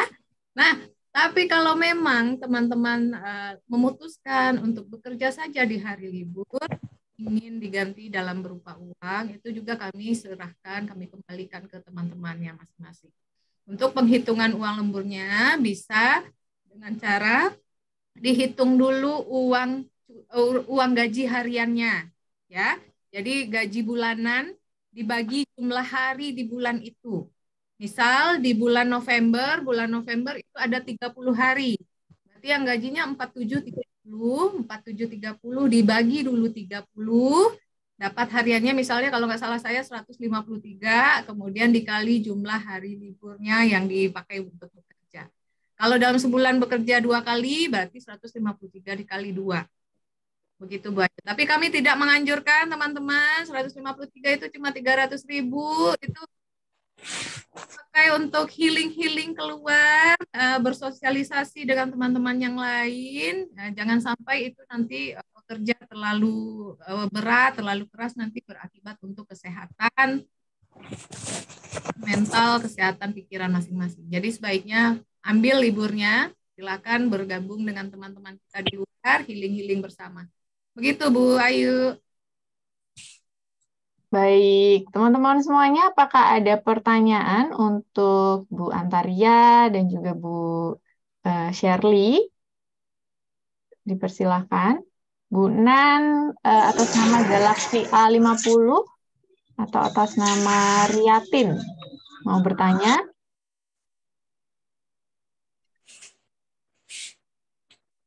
Belum ya, baik. Tadi sudah disampaikan oleh Ibu Rike terkait hak libur dan juga mengenai hak-hak apabila selesai kontrak ataupun terminate juga tadi sudah disampaikan oleh Bu Rike ya. Jadi kalau ada pertanyaan yang lain selain itu silahkan bisa ditanyakan. Ini mengenai gaji baru 4730 dan 4630 nih. Mungkin pertanyaan dari teman-teman mulai kapan berlakunya dan kalau yang mungkin sekarang kenapa saya dapat 4630 padahal harusnya sudah 4730. Mungkin bisa dijelaskan Bu Rika. Tadi juga sebenarnya sudah saya jelaskan ya waktu menjelaskan kontrak kerja. Jadi memang pada tanggal 30 September, pemerintah Hong Kong mengumumkan adanya kenaikan upah minimum bagi pekerja domestik. Ya. Tetapi kenaikan upah tersebut hanya berlaku untuk kontrak yang ditandatangani mulai 1 Oktober. Oke. Untuk kontrak yang 1 Oktober ke atas. Ya. Nah, kalau Mbak ini kan dia September ya. September kan sebelum Oktober. Nah, untuk yang kontraknya sebelum Oktober, maka kontrak jumlah upah minimum dan upah tunjangan makannya masih mengikuti ketentuan yang lama, yaitu 4630 sampai uang makannya 1173. Jadi gitu, teman-teman. Jadi lihat lagi kontraknya, tanggal berapa. Kalau misalnya 1 Oktober 2022 ya, Bu ya? 1 Oktober 2022 ke atas, November, Oktober, November, Desember itu pasti 4730. Untuk teman-teman yang sebelum Oktober itu 4630. Ya. Baik, silakan, masih ada pertanyaan lagi. Ini mengenai terminate. Apabila terminate atau break, apakah harus pulang Indo dan tidak bisa cari majikan lagi? Mungkin tadi sempat disinggung, tapi bisa disampaikan lagi, Bu Rika.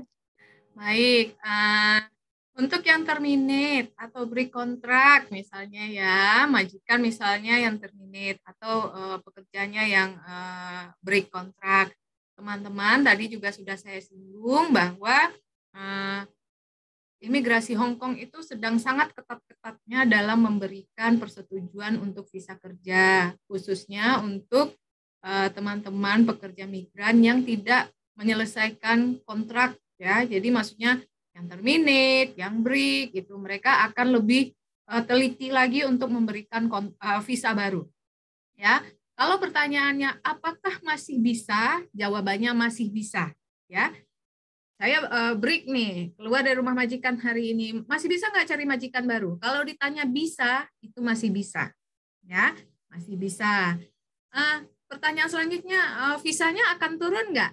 Ya, visa barunya akan turun nggak? Itu bukan wewenang kami di KJRI untuk menjawab. Harap diingat, visa kerja itu diberikan oleh pihak imigrasi Hong Kong, maka yang tahu visa kerja baru itu akan turun atau tidak hanyalah imigrasi Hong Kong. Kita di KJRI Hong Kong tidak dapat mengintervensi sedikit pun untuk keputusan imigrasi Hong Kong tersebut. Nah, tetapi perlu dicermati teman-teman, setelah tanggal termination atau keluar dari rumah majikan, teman-teman memiliki hak tinggal di Hong Kong selama 14 hari. Oke? Misal, keluar dari rumah majikan tanggal 1 November, maka teman-teman berhak tinggal di Hong Kong 14 hari kemudian. Ya. Paling lambat di tanggal 15 sudah harus keluar dari Hong Kong.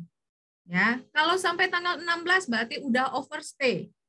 Nah, kalau sudah overstay panjang lagi urusannya nanti. Harus melapor lagi ke imigrasi, mengikuti persidangan dan lain sebagainya. Oke? Nah, pada masa tinggal 14 hari di Hong Kong tersebut, manfaatkanlah untuk mencari majikan yang baru. Misalnya dalam 14 hari itu kemudian visa kerjanya tidak disetujui, maka harus keluar dulu dari Hong Kong untuk untuk menjaga izin tinggalnya teman-teman supaya tidak terhitung sebagai overstayer. Ya, jadi kalau misalnya keluar dari rumah majikan, punya hak tinggal 14 hari di Hong Kong, visa barunya tidak turun, tidak disetujui dalam 14 hari itu, maka harus keluar dulu ke Hong Kong, keluar dulu dari Hong Kong, pulang dulu ke Indonesia. Nah, nunggu aplikasi kerja baru, kontrak baru atau visa baru dari Indonesia kembali. Nah, pertanyaannya saya masih bisa balik nggak? Selama teman-teman tidak melakukan kriminal di Hong Kong, insya Allah masih bisa balik. Tapi kembali lagi tadi pertanyaannya, yang berhak memberikan, mensetujui visa kerja adalah kantor imigrasi Hong Kong. Jadi itu wewenang sepenuhnya dari imigrasi Hong Kong. Jadi hanya imigrasi Hong Kong yang tahu apakah visa kerjanya bisa turun atau tidak. Begitu, Bayu. Baik. Ya, teman-teman, semoga sudah jelas ya. Masih ada lagi tiket pesawat keberangkatan pertama kali ke Hong Kong, apakah ditanggung majikan atau diganti majikan? Majikan ya Bu ya, jelas itu sudah sudah tidak ada yang lain lagi, itu memang tanggungan dari majikan. Kemudian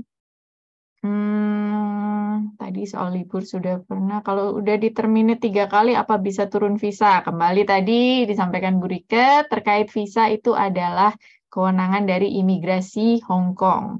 Jadi imigrasi Hong Kong yang memutuskan, dari KJRI tidak ada kewenangan terkait itu. Jadi kita tidak bisa memberikan informasinya ya. Mungkin kenapa saya tidak dapat visa, kenapa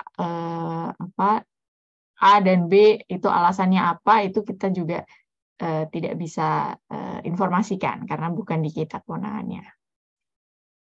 Oke, baik. kalau kita masih kerja 2 bulan, apa juga dapat uang tiket? Ini gimana maksudnya? Masih kerja, kenapa? Kalau kerja ya berarti masih tinggal di Hong Kong kan? Jadi uang tiket itu ketika teman-teman selesai kontrak ataupun majikan memberhentikan kontraknya meskipun tidak sesuai masa habis kontraknya, bisa tetap diberikan. Memang itu bagian dari haknya. Ya, maksudnya udah break kontrak. Masih tetap ya Bu ya, itu bagian dari hak teman-teman untuk mendapatkan tiket kembali ke Indonesia. Jadi itu memang satu paket. Jadi teman-teman ketika bekerja di Hong Kong, majikan akan menanggung biaya tiket berangkat dan juga tiket pulang. Meskipun itu tidak finish kontrak, artinya teman-teman berhak.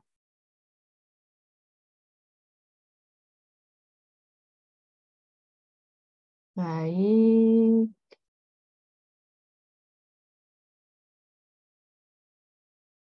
Oke, baik. Masih ada yang mau bertanya langsung mungkin? Supaya lebih jelas. Ya, ini Bu Antaria juga tadi menyampaikan link ya, teman-teman mohon bisa mengisi form evaluasi. Tinggal diklik yang ada di chat itu. Baik, kalau sudah tidak ada lagi, saya juga ingin menyampaikan tadi dari Bu Antaria sudah terpilih beberapa pemenang ya Bu ya. Saya bisa bantu tampilkan. Ya, ada 10 pemenang. Ada 10 pemenang. Ya, ini dia namanya. Oh maaf, ini kuisnya masih. Baik. Ini dia, silahkan nama-nama ini untuk bisa menghubungi kemana, Ibu saya akan kirim nomor di chat box juga. Beri saya waktu.